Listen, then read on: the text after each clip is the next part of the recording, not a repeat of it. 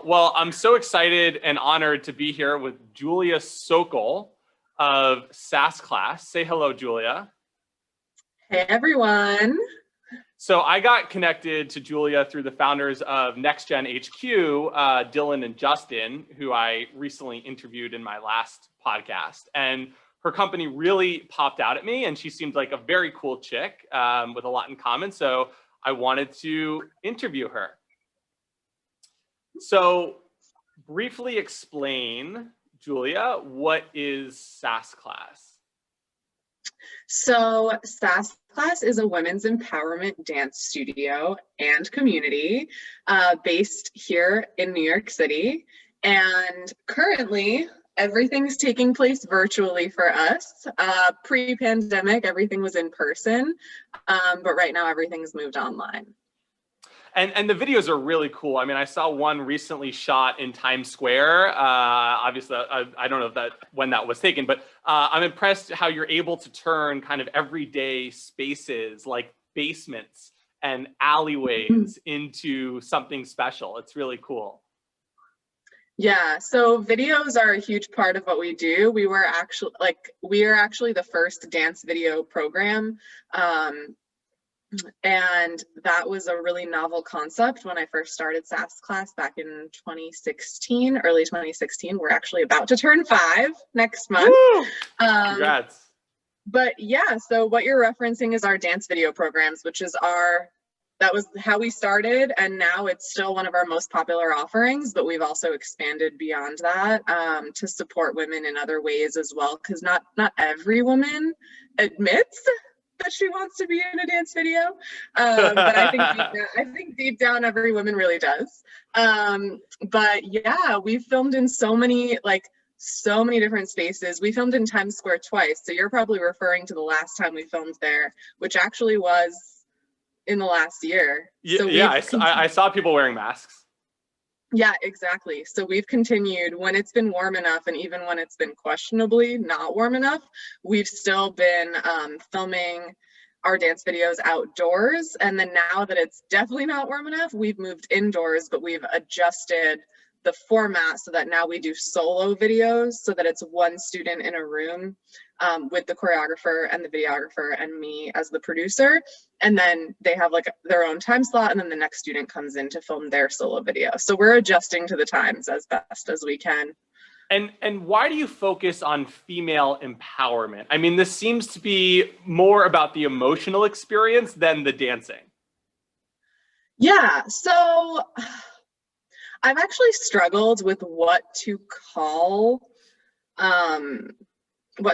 it. Like at one point in time, our tagline was dance for the female body and soul. And I actually have that tagline trademarked, but I'm not really using it anymore, because I realized like, this isn't really like, yes, this is for the female body and soul, but it's also for anybody who wants to explore their feminine side, and you don't have to be female to explore that and to benefit from exploring that.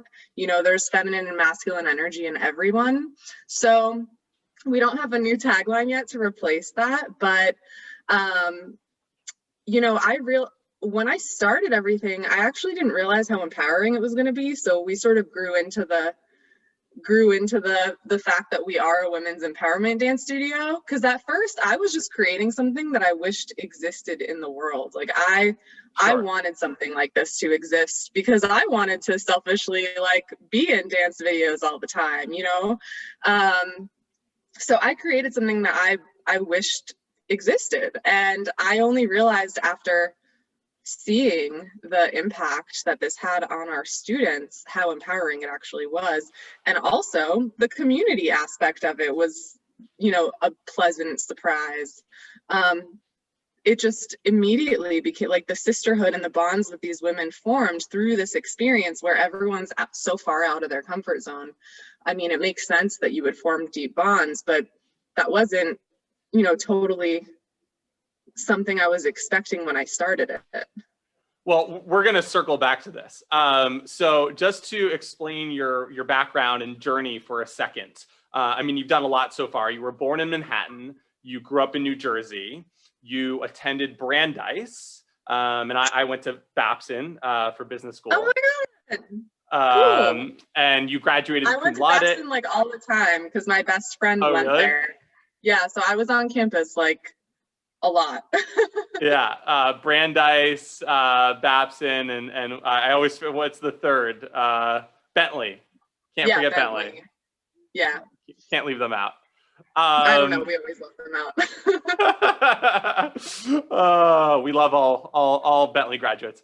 And you graduated cum laude with honors in international studies. Then your background is in marketing. You worked at TripAdvisor and Carrots. When did you realize you weren't passionate about the corporate trajectory you were on? Right away. Senior year of college, I did not understand how the same people that I had just been having this carefree college experience with were suddenly like super serious about getting these impressive jobs. You know, I'm like, when did this, like, I didn't get the memo that we're all supposed to become adults now and we're all just supposed to become like investment bankers and consultants. And I was shocked like how ready everyone seemed for it, and I completely was not. I hadn't really done much. Like I purposely chose an interdisciplinary major because it didn't really tie me into any specific career path. And so when it came down to like starting the interview process and everything for jobs, like I really didn't know what I wanted to do. I went to one career fair at Brandeis and TripAdvisor was there, and I recognized their company because I used their product. Like I used their service. I would always check TripAdvisor before I would go on vacation.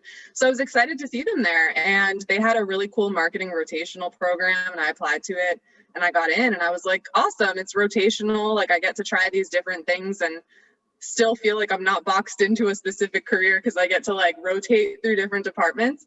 But honestly, I was torn about even continuing with the interview process because I was not sure what I wanted to do. And when I got that offer letter, my parents were so proud of me and everyone was so impressed, and all my friends thought it was such a great opportunity. So I just kind of, you know, felt like I had to accept it. But I knew when I was signing that offer letter that there was already, you know, I knew my heart wasn't in it. So it just took me some years to build up the courage to walk away from something that everyone else felt was so prestigious, you know? Well, let's dive deeper into this. And I want to role play this with you for a second, because I think it's something a lot of millennials struggle with. All right. And it'll be fun. So the topic is choosing a career path to appease your friends and parents. Okay. I'm going to play the role of your parents, and you're Julia. All right. Okay. Julia, when are you going to give up that silly dance idea and go get a real job? I mean, fine, I'll get the real job, but I just know it's not going to last. But Julia, we're not going to support you anymore financially. I have enough saved. Like, I really don't need you to give me permission to do this. We just want what's best for you. We don't want to see you lose all your money. No one is going to want to marry a broke girl. No one's going to want to marry someone that's like depressed and doesn't even like their life. Like, I feel like I don't feel alive. I feel like I'm just going through the motions. That's all I got. That was great. Thank you for entertaining that with me. Hey, thanks for the therapy. Well, you know, I just like to give different perspectives on things, but no, I think, you know, it's, so I guess the follow-up question there is, you know, what advice can you give millennials that are struggling with this idea of, you know, being disowned from their family? Well, first of all, I would say surround yourself as best as you can with people who are giving you messages that support the idea of going down a different path. Like, for example, Gary Vaynerchuk is obviously like a big proponent especially, you know, he's always saying that people in their 20s, like, that is the time to experiment, and he has a lot of great reasons why and a lot of great videos about it. So I would say just, you know, for me it was particularly scary because all my friends had traditional career paths, so I didn't have anyone around me that was like a role model for going down a different path. But thankfully, once I started going down the different path, I started to meet people who were like me, through different like female founders collectives and stuff like that. So that's the advice I would give, is like, surround yourself, even if it's not literally with people, if it's just with voices from YouTube videos and Instagram videos, like, surround yourself with those messages that make you see that things can be a different way, because it's hard. It's particularly scary when you think that you're alone. It's so true what you're saying. You know, I'm a big believer, you're the sum of, you know, of the average of the people you surround yourself with. And you have to be really careful. I mean, just as humans, we and our like, and brain plasticity, right? Like we internalize the thoughts and feelings, even on a subconscious level, of the people that we surround ourselves with. You have to be so careful and selective with who you surround yourself with, and really question, like, are they really the best people to be giving me advice? I mean, my girlfriend or my guy friend, they may be great in this one area, you know, but they may be really terrible in another. You know, is this really the person I should be listening to for relationship advice if they're constantly, like, you know, struggling to find a relationship? I mean, or whatever it may be. You have to, like, results matter, and you have to look at someone's track record and kind of be very careful about who you surround yourself with. Mm-hmm. Yeah, it's true. It's true. And even though, you know, people might want the best for you, and they, you know, I'm sure that they genuinely do, especially your parents and whoever is trying to give you advice. Just because they want the best for you doesn't mean that they know what's really best for you. Right. And they also, like, are from the world is a very different place, and they don't know a lot of the things that we know about how things work these days, you know? So you have to trust yourself, that you just have to trust yourself. Also, I can say from experience that if you have that little voice that's telling you that you have to do something different, like, it's not going to go away. You can't just suppress it. You can maybe for a little bit, but it's just going to keep creeping on you. It's really never going to go away. So you might as well just act on it sooner rather than later. We love you, Mom and Dad, for everything you did and everything you sacrificed for us. But, you know, we have to choose our own happiness and our own path. Let's talk about sex and empowerment, okay? Because to be frank, I mean, a lot of your dance style is very sensual. Mm-hmm. And you talk about part of the genesis of Sass Class is being rooted in balancing the masculine energy of the workplace, right? That's what you've said before. And I mean, you would naively hope it's 2021, like, we've overcome this by now, but obviously it seems we still have a long way to go. So I guess the question is, how does dance liberate you from feeling overpowered by men? And is sex as a weapon the solution to this problem? So first of all, I want to say, like, there's nothing wrong with the fact that the workplace is masculine dominated. It's simply like deadlines and getting things, you know, done, and getting things done by a certain time and whatever. That's just masculine energy. There's nothing wrong with that. That it just is. It doesn't mean that, like, it's bad. It's simply, and then also the energy of living in a city where everyone's like, go, go, go, run to the next thing. What's next? Like, how can I move up? How can I move up in terms of my this and that, and setting goals and accomplishing them? Like, that's all just very masculine energy. So as a woman, it's simply just not set up for us to feed our feminine, because the feminine is just, like, slower paced. It's like, it trusts that the timing will work out. Like, it's just a different type of energy. So it's not like bad or good or wrong or right or anything like that. But I still do believe that women especially need to balance that. I think men do also, but that's a whole, I feel like the next revolution is going to be with men. Like, right now women are being empowered, and then I think the next one will be men being empowered. But so at first when I started Sass Class, like I really didn't even intend, like our original, I was the original teacher.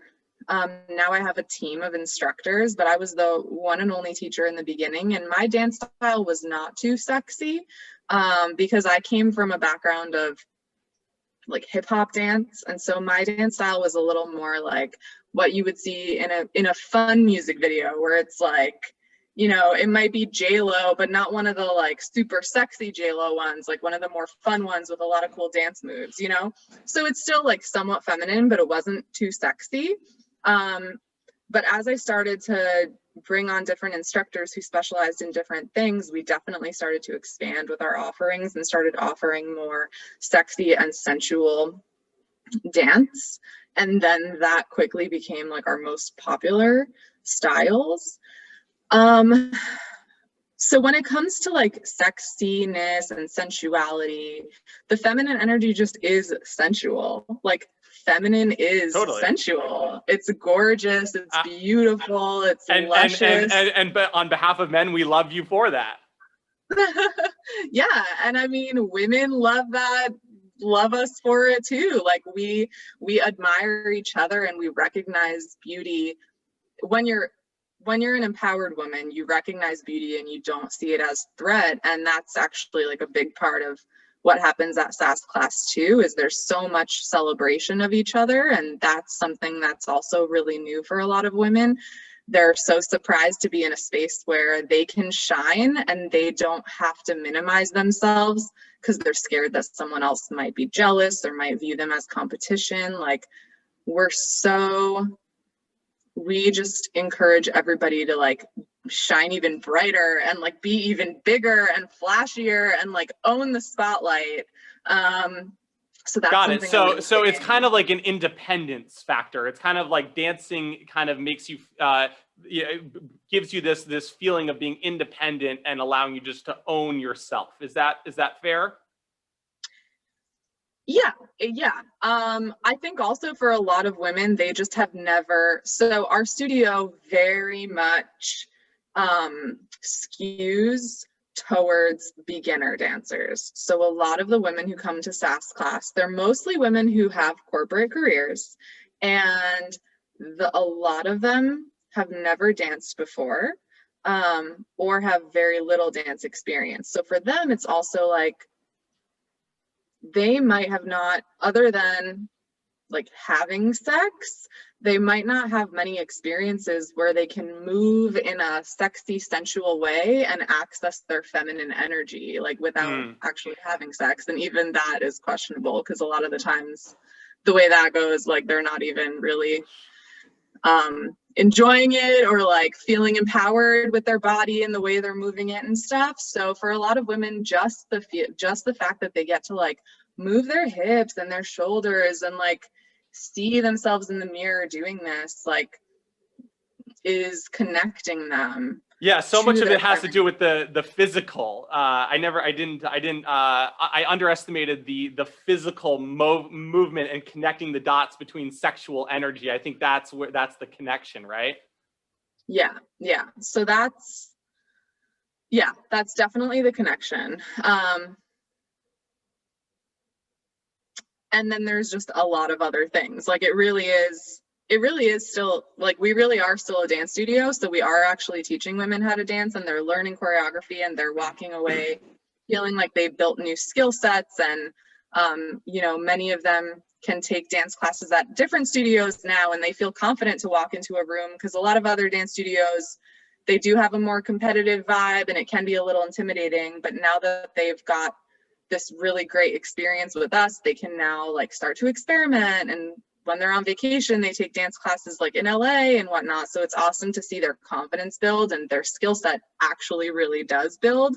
So that's great too, because they really are learning to dance. It's not just like, okay, sway your hips, because some sensual dance classes are just that. It's like very like free form, and you're not necessarily building the actual skill set to be a dancer. So that's something that was important to me too. It's like, I want these women to actually learn a dance and to if they sign up for the dance video program, then they get to be in a video, which is a whole other experience, totally out of their comfort zone, with many benefits of its own. And then they get to have this finished product that they're so proud of and actually see the results of the work that they put in.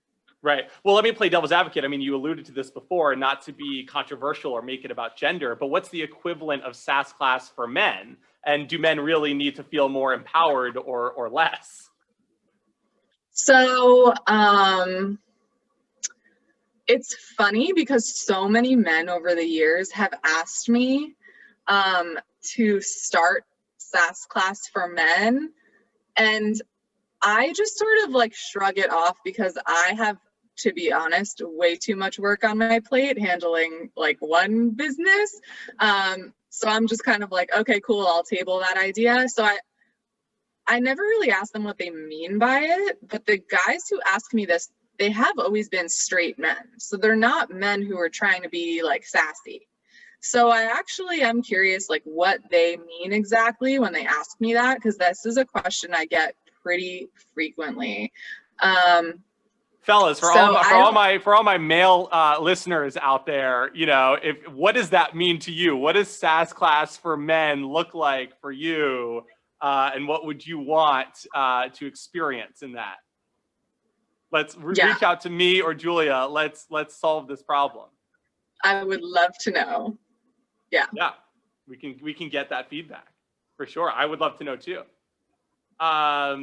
So, okay, I understand the appeal of Sass Class from a female empowerment perspective. And, you know, you've also mentioned it makes you feel like being a kid again, right? A feeling of innocence, childhood. But let me take a different perspective. On the other hand, part of the appeal is this fantasy and desire for celebrity and fame. I mean, if that didn't exist, I don't know if there would be a Sass Class. So why do we glorify media and entertainment? And is this a problem? Is this really where we should be putting our attention to? So I don't necessarily think it's fame and celebrity. I think what it is attention and admiration. And that's something that also is inherently a feminine trait, and it's not a bad thing. Like the feminine energy wants to be witnessed, it wants to be appreciated, it wants to be like attention. Like many people love attention, but women especially, and I think that that gets like a bad rep and a lot of people are scared to admit it. But I think that's just a natural thing. Like I'm not going to speak for like men, but I know with many women in particular, like watching music videos as we're growing up, like we want to be that person, that star in the middle of the video who's singing and doing these awesome dance moves and looking great. Like, you know, it's really fun for women to play dress up. We get to do our makeup, do our hair, put on a cute outfit and be on video. And most normal people like don't get to see themselves like dancing on film, like performing like that. So it's a really exciting, and honestly, it just makes you feel alive. Like I think anything that gets you out of your comfort zone makes you feel alive. So also, like another way to look at it is as we grow older, it's so rare for us to find things that we're doing for the first time, you know? Like when we're teenagers, there's so many firsts. It's like, oh, your first time, like your first kiss and your first this and your first that, like your first prom, your first sip of alcohol, whatever it is, like all these exciting milestones that we get to go through as teens and maybe in college too. But as adults, it's so rare for us to have those things that we're doing for the first time that really are like milestones in our lives. And so I think something like this that totally shakes up someone's everyday existence. Like imagine you're a career woman just going to your corporate 9-to-5 job every day, and then all of a sudden you star in a dance video in the middle of Times Square. Like you've never done anything like that before. Like that's something that just opens your eyes and sort of just shakes up your everyday existence. Totally. I mean, I feel like, there's one thing I've learned guys, secret tip, oftentimes women aren't trying to impress men, they're trying to impress other women.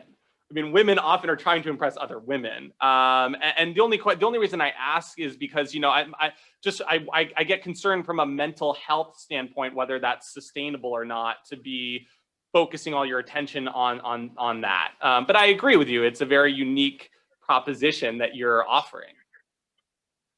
Let's go ahead. Yeah, I was going to say, the way that it is, like, I haven't seen any, negative impact on our students. That is something I actually was worried about back in the early days, because I'm not gonna lie, like, a lot of these women are beginner dancers. They don't look perfect on shoot day. Right. We don't always get the perfect angles, or we might think we're getting an angle that's flattering for them, but they might not see it that way. Like, I was so scared that people might end up having so many complaints, or they might feel worse about themselves when they see the video because they don't like the angle, or whatever it might be, but to my great surprise, like, that has not happened, and I've never gotten that feedback ever in 5 years. And we produce like hundreds of videos a year, honestly. Cool. Between all of the different things that we do and the private clients that we have and everything. So I think just the energy we bring to it, because we're so loving and accepting. I think it's like they always say, like, culture is top down. And I think that applies also to the way that our students view themselves, because we're so encouraging and loving and accepting of them in every way, that I think when they receive the final product, like, they're looking at it as like an accomplishment. And wow, I can't believe I did that, instead of like picking out every flaw or, Sure. Yeah, no, that makes perfect sense. I mean, let's talk about business briefly. What is your competition? I mean, are you competing against the yoga and ClassPass studios of the world? I mean, I noticed you have like drop-in classes, or is it these TikTok dance videos? I mean, what about a company like Steezy? What I'm curious of you, how you view yourself? So, I think we fall kind of like in an interesting spot, right between like your standard dance studio, not quite like your standard dance studio, but there are some dance studios that are more like open level, beginner focused, although there aren't really any others that are very female focused around us. So that sets us apart a lot. But so which is interesting, because most of the demographic, respectfully, for dancing is female. They just, I guess, don't play that angle, the emotional angle. Yeah. And they don't really like talk about like sensuality and femininity. They keep it much more light. So they keep it up here where we get a little deeper. We're talking about like how empowering it is to embrace your sensuality. Whereas they're more like, join us for class. Like, let's get our swag on, like the 305. Yeah, I respect 305 like crazy, but yeah, their branding and their positioning is just completely different than ours. A lot of other companies have just more of like a rah, rah, rah, let's do this, like, let's burn a bunch of calories while having fun, and we never talk about burning calories. We never talk about working out. We don't talk about fitness whatsoever. It is all about feminine expression, feeling empowered, doing something out of your comfort zone, like taking that step beyond what you would normally do, joining a sisterhood of women who celebrate every accomplishment that you make and cheer you on. Like, that's the way we position it.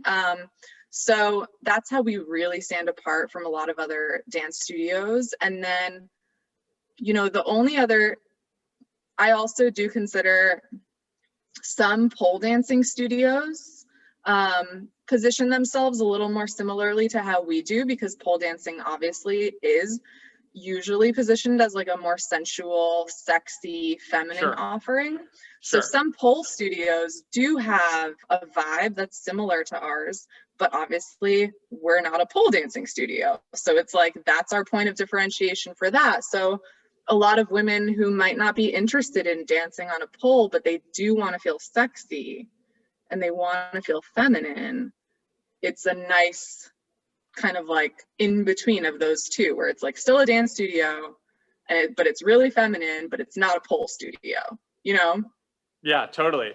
I mean, so you previously stated, and I quote, "I persist knowing that what I'm doing is for the greater good. And in the same way, my clients and even colleagues do not see the big picture that I see as the CEO and founder of my company." So Julia, what is the bigger picture here? Do you want to create a franchise or a licensing model?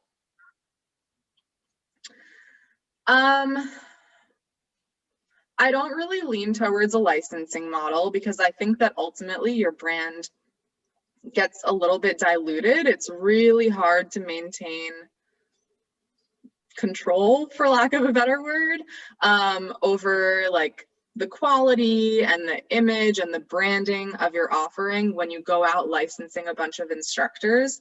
So I'm not crazy about that model, but then at the same time, like I do see some upsides, and we do get inquiries out of the blue from people wanting to be licensed instructors. So that's how I feel about licensing. So I'm not a hell yes, but I'm also not like a hell no about that. When it comes to franchising, I think that's a little more realistic. So that is something that I would probably explore. I definitely would want to open a couple more like owner operated locations as well. I have my sights set on a couple other cities. And then I really, really want to expand the self-development and like the self-development and community side of the business.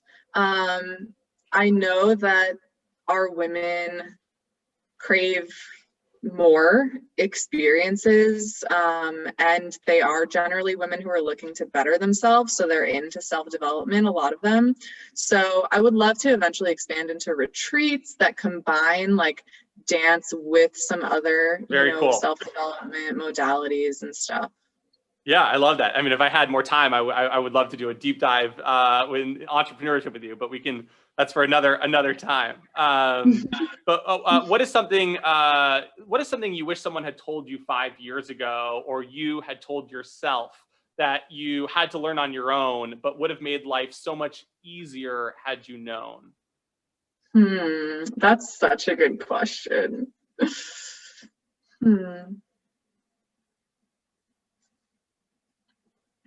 Give me like a second to think Take about your time. that.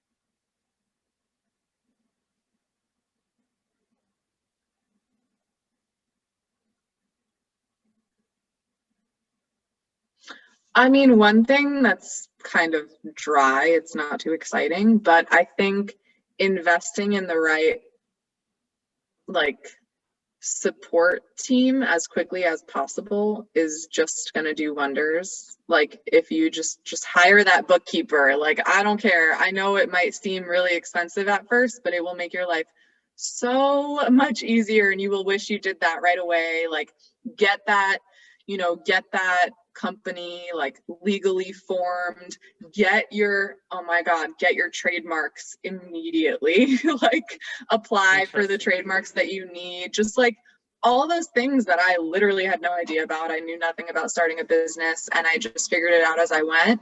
But I think those things are so important, but I also understand like they all cost money. So in the very beginning, it can be really scary to make those investments. But that's something that I wish I did a little sooner than I did. Yeah, totally.